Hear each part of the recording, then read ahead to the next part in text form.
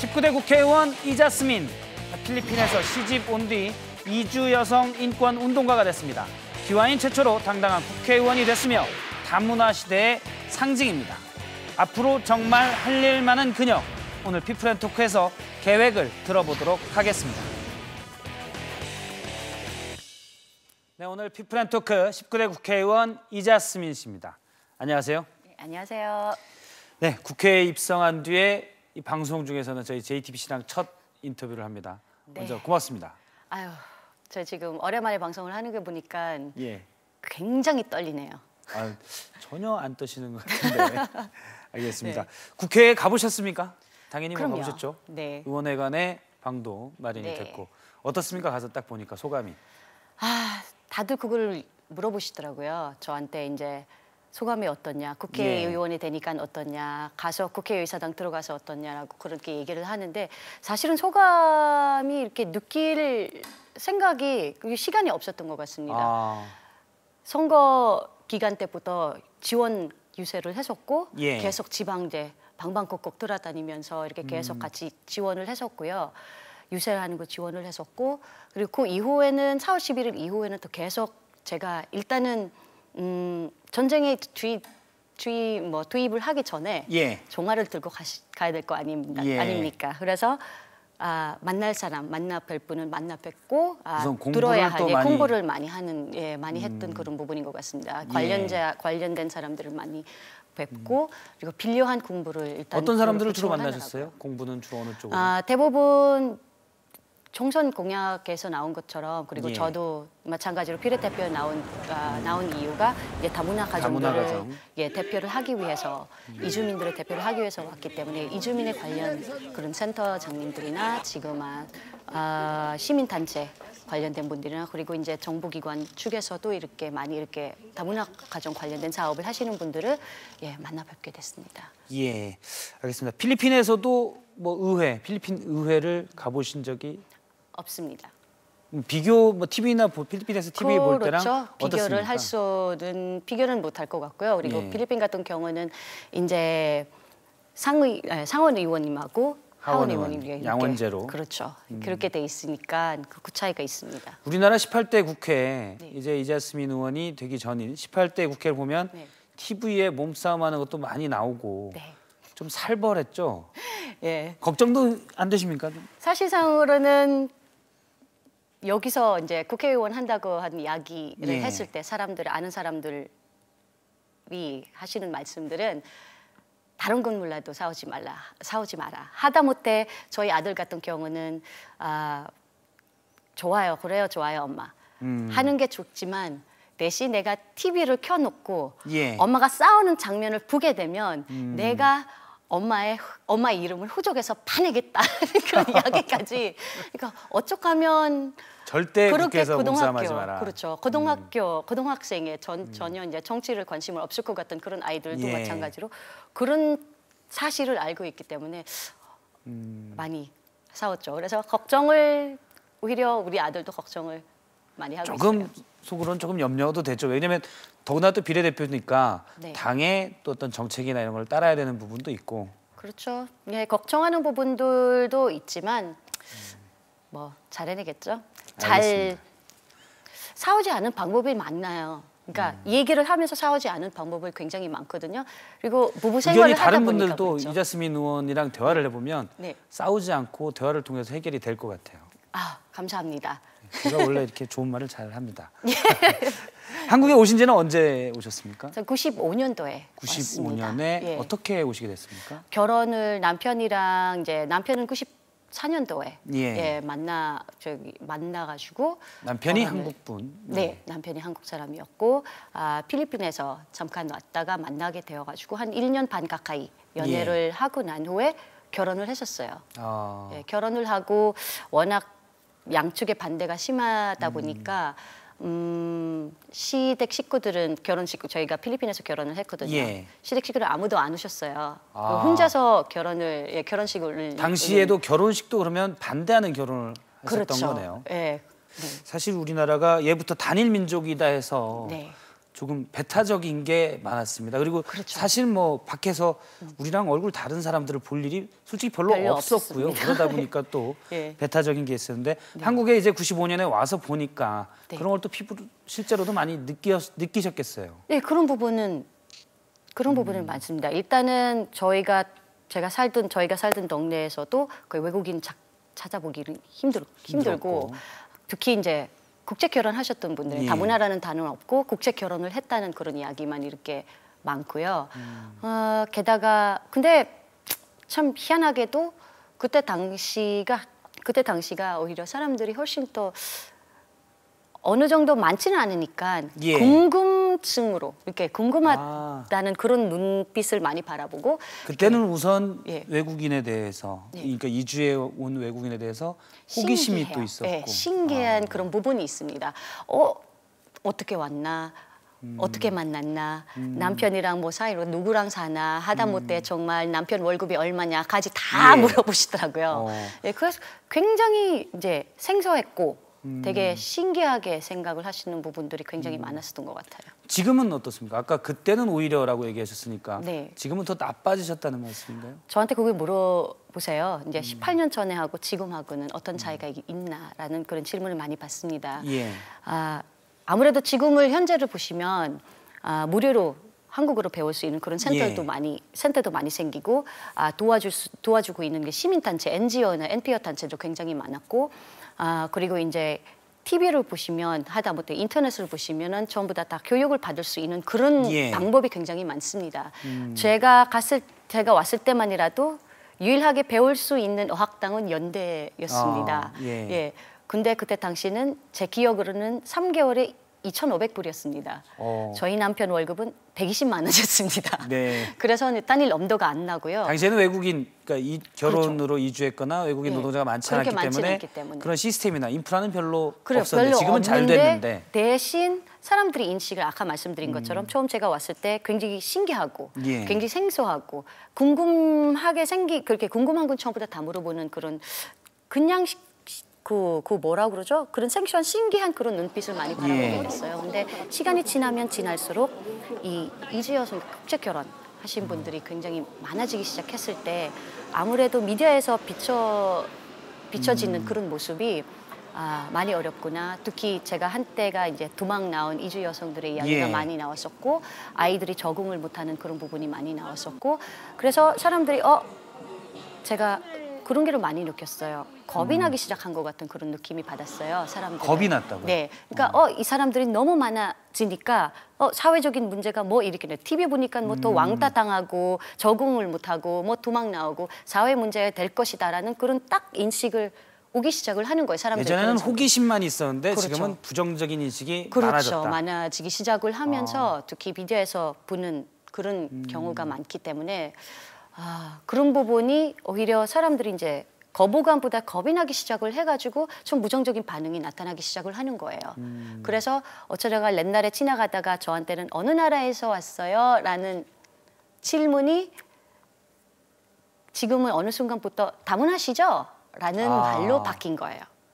네. 다문화라는 단어 하나로 네. 사실은 그게 이제 뭐 우리 같이 다 어우러지는 그렇죠. 사회입니다. 이런 네. 의미로 시작을 했지만 지금은 규정을 해버리는군요. 그렇죠. 이제 다문화시죠. 다문화 가정 아이들, 다문화 2세, 다문화 1세.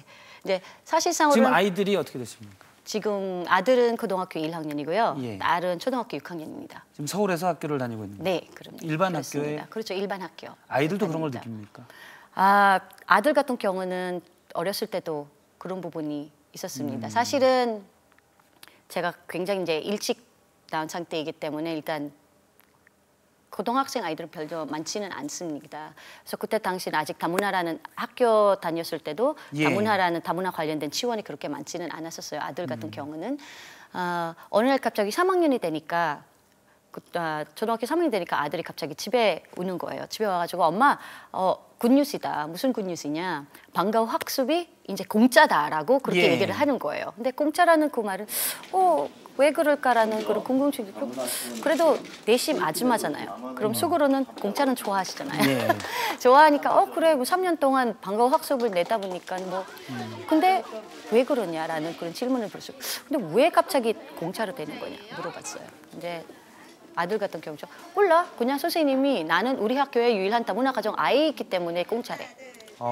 그렇게 돼버린 거예요. 예. 그래서 처음에는 다문화라는 단어가 굉장히 좋아했었어요. 저는. 왜냐하면 이제 사회가 우리 같은 사람이 있다는 거는 인식하기 시작했구나. 예. 우리 존재가 나타나기 시작했구나. 인정을 하기 시작했구나라는 그런 생각을 어떤 정책적으로 포용하기 위한 그렇죠. 시작이 되겠구나 했는데 네. 근데 오히려 그거를 딱 줄을 하나 만들어서 갈라놓는 것이죠. 분류화가 된 그렇죠. 거군요. 그래서 오히려 그게 어떤 부정적인 그렇죠. 시선, 부정적인 이미지와 연결이 되고 그렇죠. 지금 그런 것들을 바꿔야 된다, 개선해야 된다라는 네. 것 때문에 네. 지금 우리 이자스민 의원이 네. 비례대표로 간 걸로 네. 알고 있는데요. 네. 생각하시고 있는 정책적인 방향이 있습니까? 아까 여태까지 지금 얘기를 말씀드린 것처럼요. 보시면은 인식 개선에 관련된 일을 굉장히 많이 하고 싶습니다. 사실 방송 같은 경우는 방송 같은 경우도 마찬가지로 국가국이잖아요. 제가 방송을 하다 보니까 국가국이더라고요. 예. 방송은 울리구나, 웃기구나. 라는 이야기를 하더라고요. 근데 다문화 가정 그 자체 가지고 웃길 수는 없기 때문에 항상 눈물 나고 감동스럽고 짠한 그런 이야기가 많이 나와요. 하다못해 공익 광고들 같은 경우도 굉장히 다문화 가정을 굉장히 힘들어하고 적응을 못하고 이 사회에 도와줘야 할 그런 구성원 평범하게 보지 못하고 인간극장류로 그렇죠. 얘기를 하고 있다는 예. 말씀이시죠? 그래서 저희도 제가 이제 활동하기 시작했던 이유가 저희 아이들한테 우리가 다문화 가정이라는 거는 이주 여성이라는 그런 자체가 이 사회에 도움을 받는 그런 구성원뿐만이 아니라 우리도 도움이 되는 구성원을 하기 위해서 그렇게 계속 근데 활동을 하게 됐었던 거거든요. 그래서 지금도 현재 그런 일을 하고 싶습니다. 그런 정책들을 그렇죠. 또 많이 내야 되고. 인식 개선에 관련된. 그래서 저도 사실상으로는 상임위는 모든 사람들의 생각을 하지 않게 모든 사람들 저는 당연히 복지 쪽으로 많이 갈 거라고 생각을 하지만 저는 문방위를 그러게요. 특이하게 문화체육관광방송통신이 말이 길죠. 줄여서 그렇죠. 문방위라고. 네, 문방위로 하는데, 이렇게 가게 되는데요. 문방위하고 제가 선택을 하는 상임위가 문방위하고 교과위입니다. 그래서 문방위 같은 경우는 제가 느꼈던 건 있지만 물론 인식 개선이 가장 필요하다고 생각을 하고 만약에 인식을 개선을 하게 되면요 모든 것 다 따라가게 돼 있어요. 금방 쉽게 받아들일 수 있고 복지도 마찬가지로 교육도 마찬가지로 저는 여태까지 그렇게 주장을 해왔고 그렇게 생각을 해왔습니다. 그래서 문화 가장 쉽게 다가갈 수 있는 거는 문화 관련된 그런 사업들이나 문화를 통해서 특히, 이주민들이 자연스럽게 동화할 수 있는 그렇죠. 그 말씀을 상당히 방송을 또 오래 하시고 원래 많이 아까 6년 정도 하시다는데 잘하셔서 제가 욕을 해야 되는데 껴들 팀이 없어요. 잘하셨습니다. 저는 못하게 하려고 그랬는데요. 그래서 아까부터 지금 PD가 계속 돌발하라고 그러는데 껴들 팀이 없었습니다. 저기 앞에 예스노 2개가 있는데요. 제가 간단한 질문 몇 개를 드리겠습니다. 노 코멘트는 없습니까? 없습니다. 네, 알겠습니다. 나중에 저기 이자스민 의원께서 사회를 보실 때 그때 뭐 하시고 제가 볼 때는 없습니다. 자, 둘 중에 하나를 빨리 드시면 됩니다. 질문을 제가 드리겠습니다. 난 지금도 가끔 한국말이 어려울 때가 있다. 당연한 거죠? 필리핀 대통령이 나를 자랑스러워한다. 그거는 어떻게 해야 되나 중간으로 할 것 같은데요. 일단은 대답은 조금 있다가 다시 우선 저것만 들어주시면 됩니다. 자, 당당한 19대 대한민국 국회의원이지만 아직도 나를 무시하는 시선이 있다. 그거는 자, 이제 하나씩 얘기를 좀 해보도록 하겠습니다. 한국말 뭐가 제일 어려우세요?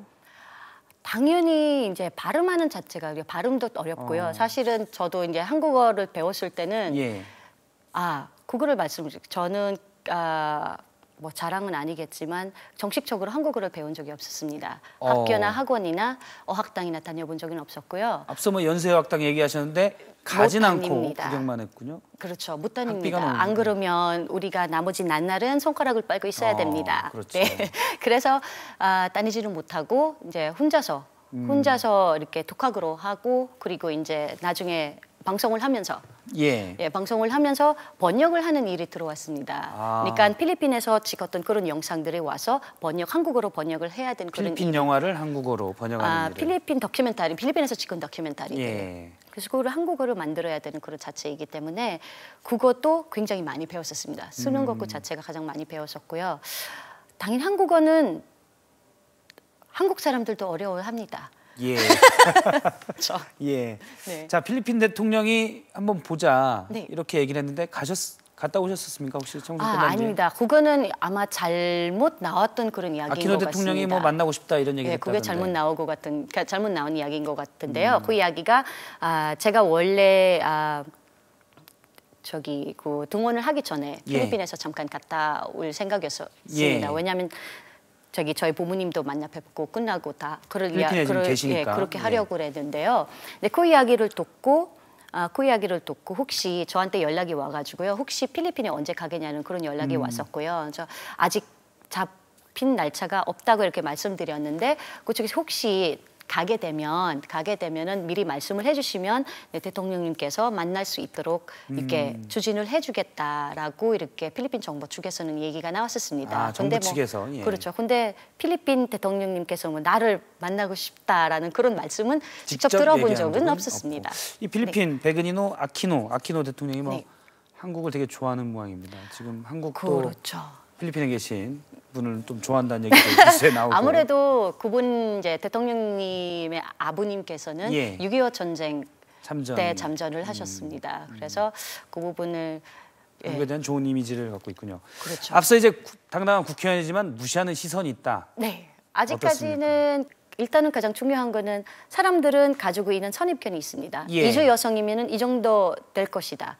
한국말 수준은 이 정도 될 것이고 이렇게 각 개인마다 가지고 있는 그 편견이 있습니다. 선입견이 가지고 있습니다. 이주 여성이라는 그 자체에서는. 그래서 저를 만나 뵙게 되면 처음에는 그렇게 영어를 하시거나 아니면 아예 정말 옆에서 통역을 하실 분을 잡고 다니면서 하시는데 제가 이렇게 한국말을 하게 되면 얘기를 하기 시작하면은 그렇게까지 한국말을 잘 할 거라는 생각도 못했고 그리고 우리나라의 이제 고질적인 이 편견이 사실 얼마 전에 뉴스에도 한국에서 이제 지금 프랑스 새 정부에 한국인 출신이 꼈다 그래서 같이 우리끼리 박수치고 그런데 정작 또 우리가 예를 들어 동남아 쪽이나 이쪽에서 이주해 오신 분들에게서는 약간 이 무시하는 시선이 있고 그런 게 있는 것 같아요. 네, 옛날부터 제가 강의를 하면서 그런 부분이 많이 느꼈습니다.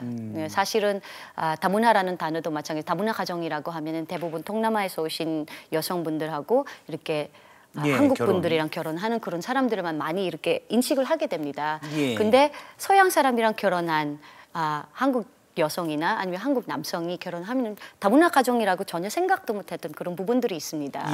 그래서 그 부분들을 많이 그것만 보셔도 그거 자체도 사실은 하나의 분류화를 하면서 그러면 그 2세들이 자라나는 데 있어서 나중에 사실 사회 문제가 될 수도 있고 같이 우리가 뭐 꼭 우리 문화에 꼭 동화가 되라 이게 아니라 그런 편견은 없어야 되는데 말이죠. 그렇죠. 그렇습니다. 아이들도 특히 아이들이 가장 문제가 되는 거는 우리 엄마나 아니면 우리 아빠가 외국에서 왔다고 무시를 하는 거를 사람들이 무시를 하는 거를 보게 되면요. 아이 자체가 상처를 받게 되고 그래서 저는 만나는 이주 여성마다 그거 하나를 말씀을 항상 드립니다. 다른 거는 몰라도 자신감 있게 행동을 하라. 아이들 앞에서만큼은 자신감 있게 행동을 하고 나는 이 사회에 도움되는 구성원이기 때문에 걱정 말아라.